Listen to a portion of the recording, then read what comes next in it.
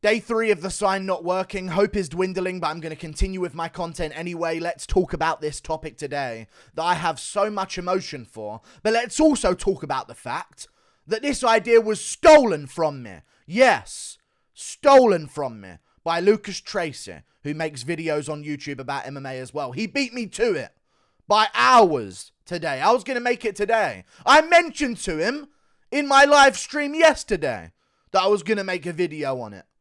Okay? And he's beaten me to it. Swooped in. Maybe he came up with the idea organically as well. But I've been talking about this for months in my live stream. I'm very passionate about it. And he's been in the live stream listening. And I see him in the live stream listening. I can see him in the chat asking questions. And he's beat me to it with a great documentary style video. But there's one thing he won't beat me at. And that's pure emotion and passion for videos. Alex Pereira is not the villain of the Israel Adesanya story. He isn't, okay?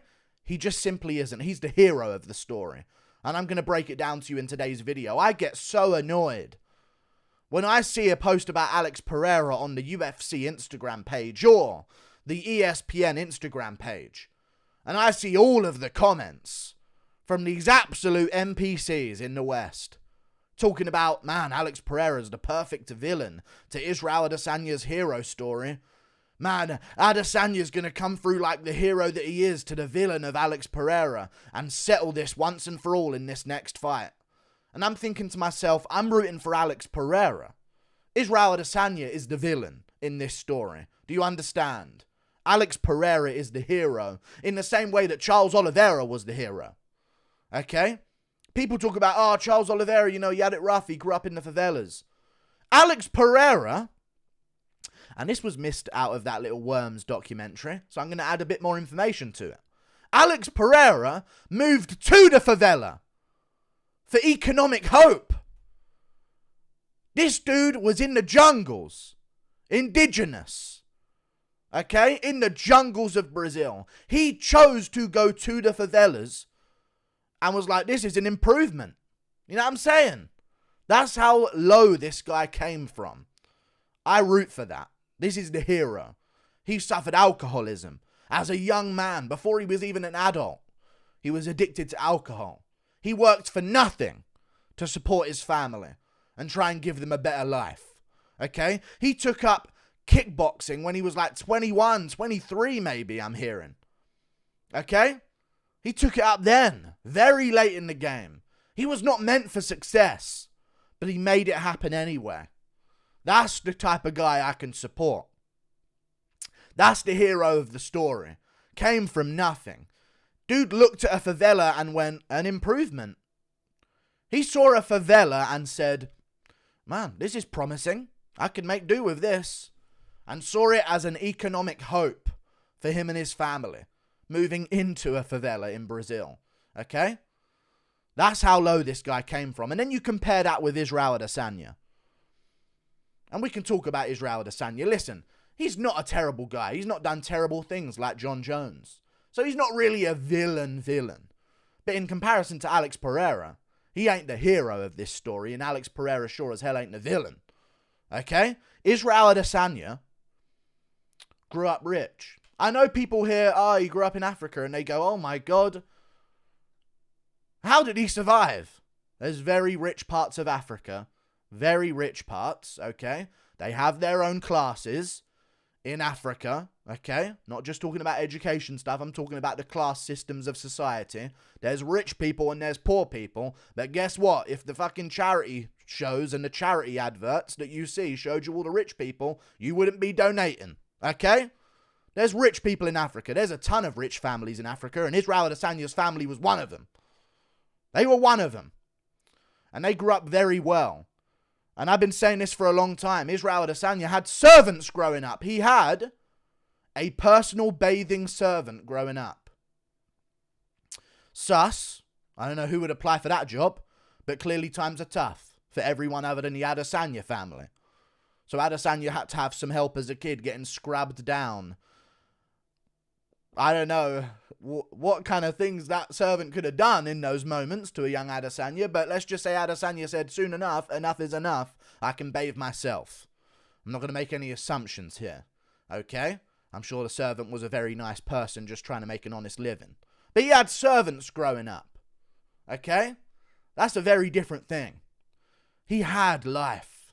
He had opportunity. When Alex Pereira moved into a favela in Brazil from the jungles from whence he came for economic hope, Israel Adesanya moved from a rich neighborhood in Africa, Nigeria, to a rich neighborhood in New Zealand. Oh, he got bullied at school, though. Some people deserve it, okay? And that's something. I know some people get bullied and it's unfair, but some people need a bit of bullying. That's all I'm going to say. And it sets them right, okay? So fair enough. I'm not trying to make this all about anti-Adesanya. I'm trying to prop up Alex Pereira here as the hero of this story. He came from nothing. Israel Adesanya has been supported his whole life. Don't worry. If this fails, you got something else. You can be a professional dancer. Anyone who has a serious dream in their life of wanting to pursue a career as a professional dancer has no economic worry. All I'm going to say, oh, you want to make a living as a dancer? You must have a support system in your life. If that's I'm going to make it one day as a backup dancer for like Rihanna on stage at one point. You ain't making money doing that. That's a passion project. Okay? And that was a hope of Israel Adesanya when he was younger, but he moved on to kickboxing afterwards. Thank God. Now we get to witness Israel Adesanya, his greatness in the UFC and in kickboxing as well. And Alex Pereira, whilst Israel Adesanya had all of the experience on him, steps in there, beats him the first time. Robbery, I get it. So maybe that's where people have this villain thing and this whole villain idea of Alex Pereira. Robbery, I get it. But then steps in the second time, on short notice, against Israel Adesanya. And he beats him and KOs him. And he gets the massive KO that we all know of and talk about today. Okay? He then goes on to become the first ever multi-weight world champion in glory. Pound for pound, top of the list in the kickboxing world. And he beats the who's who in kickboxing. He then starts MMA late. Very late. Israel Adesanya's got the whole experience. After Alex Pereira KO'd Adesanya the second time, Adesanya was already considering moving over to MMA since then. Pereira went on to achieve more greatness in kickboxing whilst starting at 23. Not picking it up as a teenager. Not getting a ton of experience before you even go pro, just to make sure you're ready. Before you fight for a belt, make sure I've got a ton of experience. He was on a race. He had to give up the alcohol, okay, that had hooked him in his life, okay, as a very young man, shake all of it, and go against the odds from the favela that he moved to for an improvement of life quality. Okay, I can't express that enough. And he got into kickboxing and he made it all the way to the top. All the way to the top. There's people that have been training since they were a kid. You know what I mean? They started kickboxing at 11, 12, 10, maybe younger. And they kept doing it. And they built up a massive amateur career. And then they went pro. And they tried to make it to the top. Alex Pereira did it from 23. Got into it. Got to the very top. Over all these people with more experience than him. And then he says, this isn't enough. I'm moving over to MMA. And not because Israel Adesanya was the champion of MMA. He may have said that in an interview to poke at Israel Adesanya, but he just wants to make some shmoney. And there ain't much of it in kickboxing, but there is in MMA. So he actually took an MMA fight and lost his debut in MMA. Lost his debut in MMA. The first chance he had to move over into MMA, he lost. He got taken down in the first round, completely gassed out past that, and got finished later on in that fight. He then starts picking up some wins in MMA. Israel Adesanya, he literally has and I said this again, the economic support system to turn down the UFC a few times. Let's not forget about that. Israel Adesanya turned down the UFC a few times. And I want to say he put together quite some record outside of the UFC before eventually signing up. You know what I'm saying? And he's trash talking people. He's humping people on the ground. You know what I mean? He's trash talking Whittaker. Robert Whittaker. He put up a meme about him. Just one little meme, Israel Adesanya. And Adesanya trashed Whittaker. Went after him. Non-stop trash talk on Whittaker for their first fight. And it worked. So I'm not saying he can't do it. I'm just saying the characters of these two men are different. Alex Pereira was bigging up Sean Strickland as an opponent. Even said he was terrified when he saw Strickland across the cage from him. We know he probably wasn't. But he was trying to big up his man Strickland.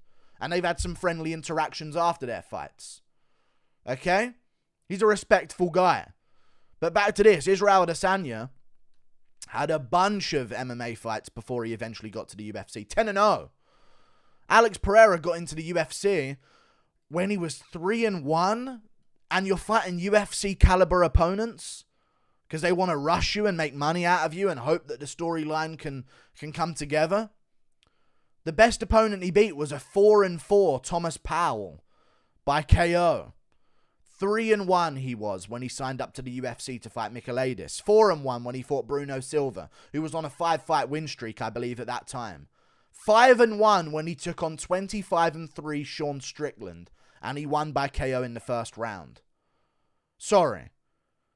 Bruno Silva was on a 3-fight UFC streak. 5 fights if you include fights that he won at M1, by the way, which is one of the best regional shows in MMA. He was on a 7-fight win streak in his MMA career. And Pereira goes in there and beats him. And then 6-1 when he faces 23-1 Israel Adesanya. Okay? He gets rocked at the end of the first round, bounces back, wins the second round good. Goes for a little trip that he's not sure how to do because he doesn't have the experience, gets reversed. Adesanya dominates the third. He has to take off the fourth and reserve his energy. It's the big moment and it's not going his way. Round 5, he finds a way to get it done. This is the hero of the story. And I want to give him his credit. Alex Pereira. I'm Team Pereira. I always end up rooting for the Brazilians, I feel like. Maybe there's a bit of a connection there. I'm not sure. Maybe I got like a 0.5% of Brazilian in my ancestry. I don't, but I wouldn't be surprised. Okay? Those little ancestry results can be a little bit mistaken at times. Wouldn't be surprised. Okay? But he's the hero of the story. And now he's coming back. And I also want to mention in the build-up, Adesanya was trashing him.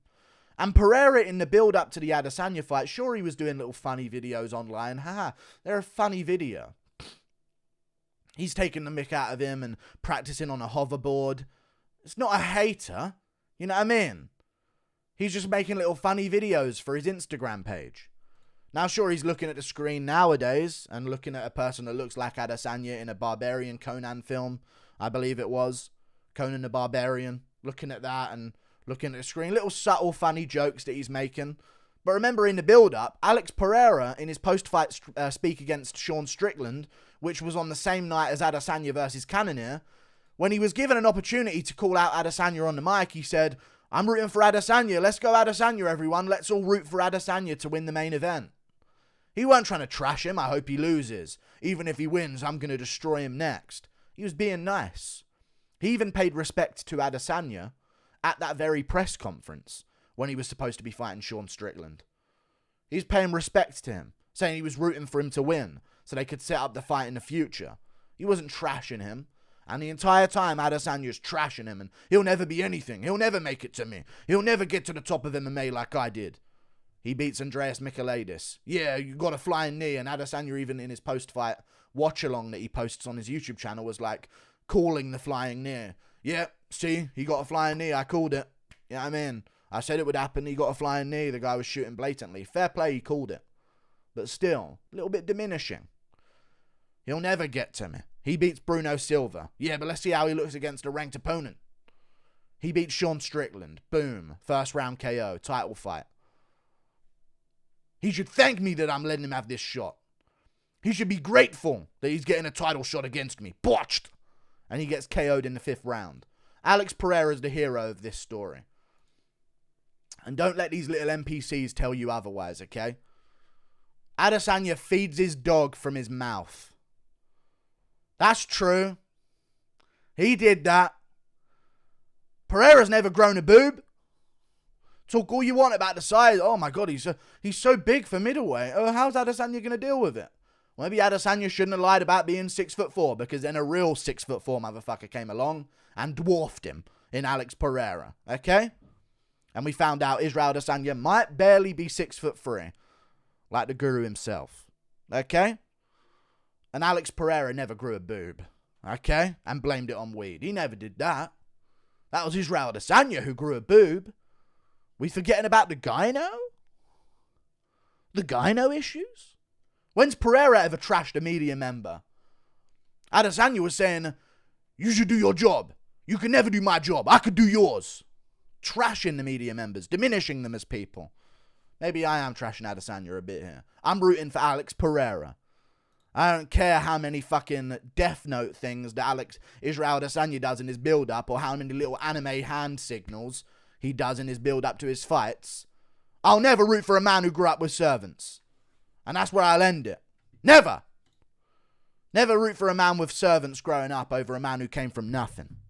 And that's where I draw the line. And I'm sick of hearing otherwise. Like I'm supposed to root for Israel Adesanya. A man with a professional bathing servant? A personal bathing servant? Look up the ESPN article. Type it in. ESPN, Israel Adesanya's servant. Silver spoon. Chase your dreams, Israel. Do what you want. You can be a professional dancer for a living. Alex Pereira was working as a mechanic as a minor. Okay? I don't want to hear this no more. And he was working for tuppence while Israel Adesanya was body popping. I ain't going to root for him. He's the villain of the story. We don't like these silver spoon-fed motherfuckers. I like people from the gutter. People from the trenches that brought their way out of it. Look at Charles Oliveira's last Instagram post, and it shows you other people feel the same way. Posted a picture of him on Instagram posing in front of his new mansion and his nice cars that he's got for himself. I like it. Like and subscribe. Thank you for watching. Toodle Pip. I'll see you later. I'm Team Pereira, and I'm sick of acting like I'm not. He ain't the villain. He ain't a hater. He's chasing his dream, trying to get his money because he's got 2 kids to provide for. Okay? That are already pretty old, so he must have had them pretty young. And he had to hustle for them. While Israel Adesanya's living his life. No kids, no worries. Parents will set up everything. I can chase my dreams and have fun. And grow a boob, because I'm a cheat. Alex Pereira gets it done. Round 2 KO. Like and subscribe. Toodle Pip. I'll see you later. Goodbye.